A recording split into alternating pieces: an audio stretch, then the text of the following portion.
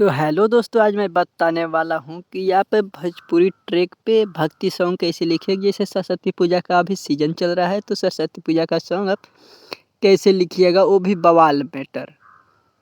तो मैं राइटर माहिर मृत्युंजय, तो हमारे साथ आप बने रहिए और देखिए मैं कैसे लिखा हूँ। एक आपको मुखड़ा सुनाऊंगा, वो भी बहुत बेहतरीन।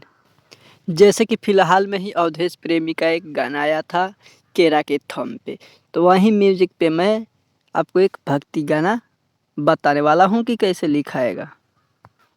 तो कैसे और किन शब्दों का ध्यान रखा जाता है मुखड़ा अंतरा में। तो मुखड़ा कुछ इस प्रकार है। सबे पूजा के थाली सजैले, बाटे रउए पर नजर टिकैले। ए मैया, सबे पूजा के थाली सजैले, सबे रउए पर नजर टिकैले। बाटे मूर्ति रखाइल, सबसे चंदा कटाइल, बात बुझो न मोर महतारी। आई न हमरा दुआरी ये बीड़ा वाली, आई न सबका दुआरी। आई न हमरा दुआरी ये बीड़ा वाली, आई न सबके दुआरी। अगर इस ट्रैक पर किसी भी भाई को गाना चाहिए तो हमसे संपर्क कर सकते हैं।